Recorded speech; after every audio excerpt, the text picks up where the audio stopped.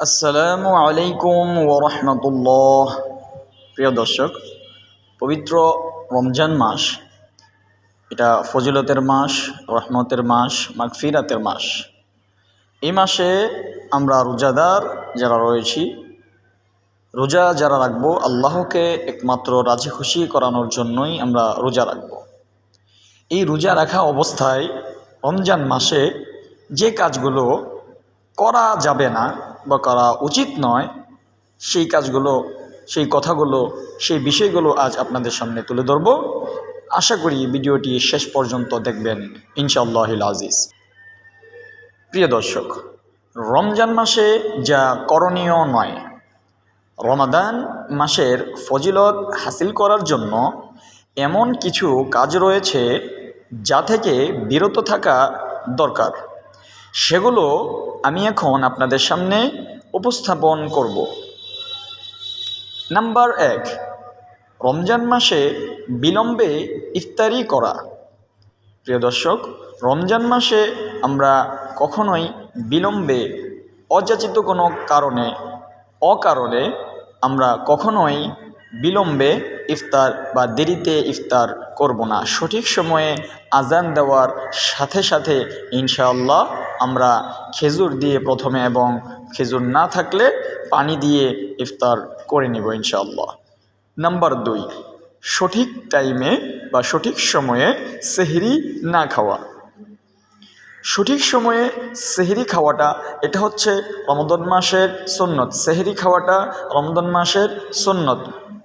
এই জন্য সেহরি খাওয়াটা খুবই জরুরি রমজানের জন্য, রোজা রাখার জন্য। আমরা সবাই ইনশাআল্লাহ সেহরি খাবো, নিম্নতম 1 গ্লাস পানি হলেও আমরা ইনশাআল্লাহ খেয়ে তারপর রোজা রাখার নিয়ত করব। প্রিয় দর্শক, নাম্বার 3, শেষের 10 দিন কেনাকাটায় ব্যস্ত থাকা।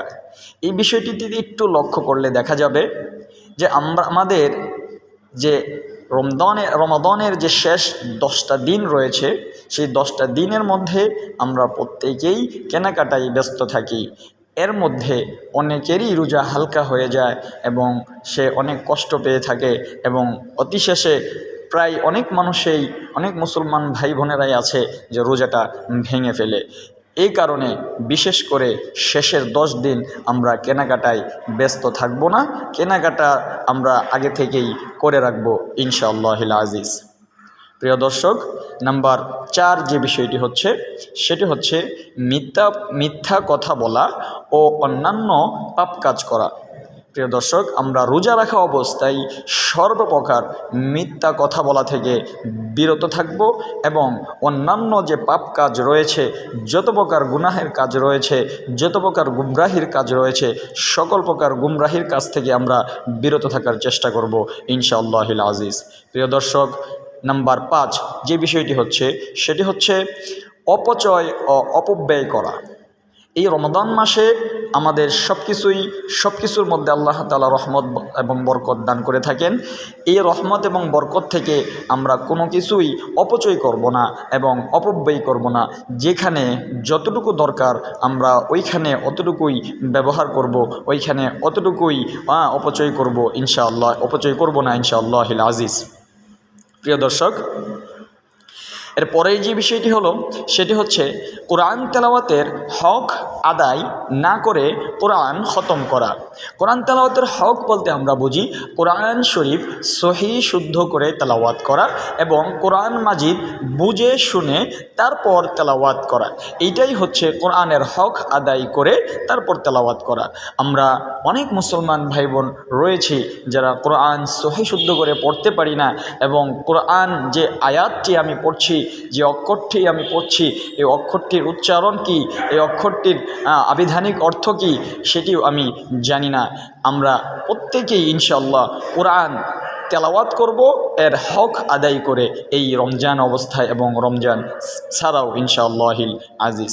প্রিয় দর্শক, এরপরে যে বিষয়টি রয়েছে, সেটি হচ্ছে রমাদান মাসে জামাতের সাথে ফরজ সালাতগুলো আদায় করাতে অলসতা করা। আমরা অনেকেই রমজান মাসে টায়ার্ড হয়ে যাই। আমরা কি করি, আমরা বাসায় একাকী ফরজ সালাতটা আদায় করে নিই। এই রমজান মাসে ফরজ সালাত একসাথে আদায় করা এটা বিশেষ গুরুত্ব রয়েছে এবং এর মধ্যে অনেক অনেক অনেক ফজিলত রয়েছে। এই জন্য রোজা রাখা অবস্থায় ফরজ সালাত জামাতের সহিত আদায় করাটা এটা আমাদের জন্য অত্যাবশ্যকীয় কর্তব্য এই রমজান মাসে। এরপরে যে বিষয়টি রয়েছে সেটি হচ্ছে বেশি বেশি খাওয়া। বেশি বেশি খাওয়া যাবে না, যতটুকু খাওয়া আপনার দরকার, যতটুকু আপনার খেলে চলবে অতটুকুই আপনি খাবেন, এর বেশি খাবেন না।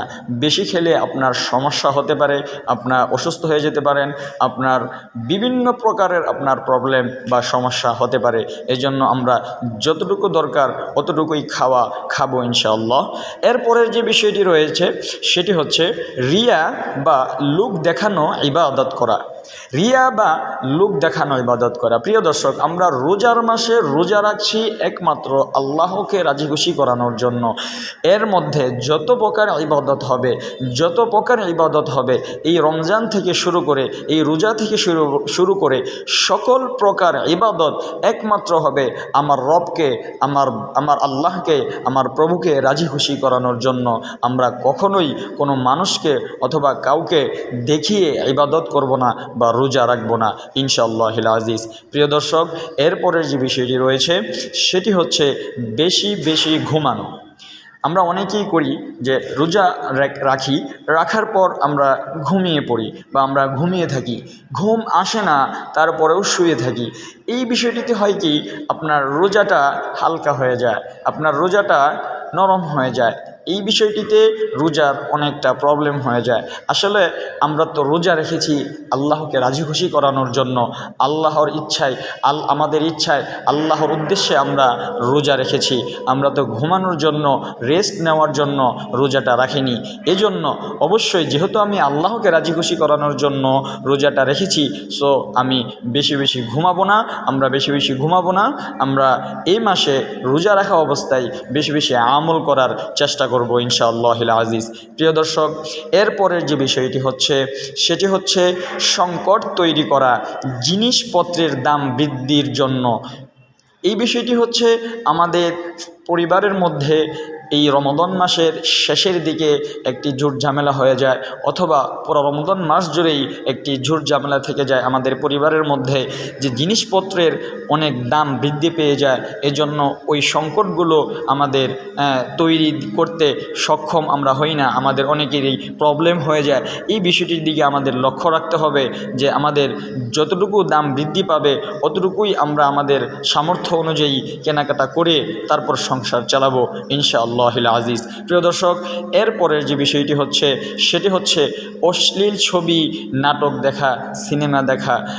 এই বিষয়গুলি থেকে আমরা একান্তভাবেই বিরত থাকার চেষ্টা করব। বর্তমান যে যুগ, বর্তমান যে জামানা, ইন্টারনেটের জামানা, মোবাইল হাতে নিলেই আপনি দেখতে পারবেন বিভিন্ন খারাপ টাইপের ছবি, বিভিন্ন ধরনের নাটক, বিভিন্ন ধরনের সিনেমা। আমরা এই বিভিন্ন ধরনের খারাপ যত অশ্লীল ছবি, নাটক, সিনেমা রয়েছে এগুলো দেখা থেকে, এগুলো শোনা থেকে বিরত থাকব ইনশাআল্লাহিল আজিজ। প্রিয় দর্শক, এরপরের যে বিষয়টি হচ্ছে সেটি হচ্ছে বেহুদা কাজে রাত জাগার কারণ। আমরা অনেকেই যুবক ভাইয়েরা আমরা যারা রয়েছি তারা আমরা কি করি, আমরা রাত জাগি, কেননা সেহরি খেয়ে তারপর ঘুমাবো, এরকম একটা উদ্দেশ্য থেকে যায়। প্রিয় যুবক ভাইয়েরা, এই বিষয়টা একান্তভাবেই আমরা করব না ইনশাআল্লাহ। বেহুদা কোনোভাবেই, কোনো কাজেই আমরা রাত জাগরণ করব না। রমজান মাস ফজিলতের মাস, রহমতের মাস, মাগফিরাতের মাস। এই রমজান মাস আমরা যতটুকু রাত জাগবো অতটুকু ইবাদতের মধ্যে জাগবো, যতটুকু রাত জাগবো অতটুকু আল্লাহকে ডাকার মধ্যে, আল্লাহকে স্মরণের মধ্যে রাত জাগবো। যখন আমাদের ঘুম চলে আসবে আমরা ঘুমানোর চেষ্টা করব ইনশাআল্লাহিল আজিজ। বেশি বেশি ঘুমাবো না ইনশাআল্লাহ। প্রিয় দর্শক, এরপরের যে বিষয়টি রয়েছে সেটি হচ্ছে বিদআত করা। বিদআতের যে বিষয়টি রয়েছে, রাসূলুল্লাহ সাল্লাল্লাহু আলাইহি ওয়াসাল্লাম এবং তাবেঈন থেকে সাহাবীগণ যেই কাজগুলো না করেছে এই কাজগুলোই যদি আমরা করি, এবং হাদিসে কোরআনে আল্লাহ এবং আল্লাহর রাসূল যেই কাজগুলো করতে আমাদের, যে আমলগুলো করতে আমাদের নিষেধ করেছে বা তারা করেননি বলে উল্লিখিত আছে, সেই আমলগুলো করাই হচ্ছে বিদআত করা। সো আমরা এই বিদআত থেকে বিরত থাকার চেষ্টা করব ইনশাআল্লাহিল আজিজ। প্রিয় দর্শক, এরপরের যে বিষয়টি রয়েছে সেটি হচ্ছে দুনিয়াবি ব্যস্ততায় মগ্ন থাকা। দুনিয়াবি ব্যস্ততা বলতে আপনি রোজা রেখেছেন আল্লাহকে রাজি খুশি করানোর উদ্দেশ্যে, আপনি রোজা রেখেছেন পানাহারে থেকেছেন আল্লাহকে রাজি খুশি করার উদ্দেশ্যে, কিন্তু আপনি সারাদিন আপনার পার্সোনাল জীবন নিয়ে, আপনার দৈনন্দিন কাজ নিয়ে আপনি ব্যস্ত। আপনি ফরজ সালাত আদায় করেননি, আপনি সুন্নত আদায় করেননি, আপনি নফল আদায় করেননি, আপনি কোরআন মাজিদ তেলাওয়াত করেননি, আপনি কারো উপকার করেননি। এই সর্বস্থ কাজ থেকে আপনি বিরত থেকে আপনি রোজা রেখেছেন, কিন্তু আপনি কোনো আল্লাহওয়ালা কোনো কাজই করছেন না, আপনি আপনার পার্সোনাল নিজের কাজ করছেন। তো এই বিষয়টি দুনিয়ার যে বিষয়টি রয়েছে, দুনিয়াবি কাজ করছেন, এই দুনিয়াবি কাজ করা থেকে আমরা রোজা রাখা অবস্থায় বিরত থাকব ইনশাআল্লাহিল আজিজ। রোজা আমরা রেখেছি, পানাহারে আমরা থেকেছি একমাত্র আল্লাহকে রাজি খুশি করানোর উদ্দেশ্যে, আল্লাহকে রাজি খুশি করানোর উদ্দেশ্যে, আল্লাহকে রাজি খুশি করানোর উদ্দেশ্যে আমরা দুনিয়াবি কাজ থেকে একদমই বিরত থাকব।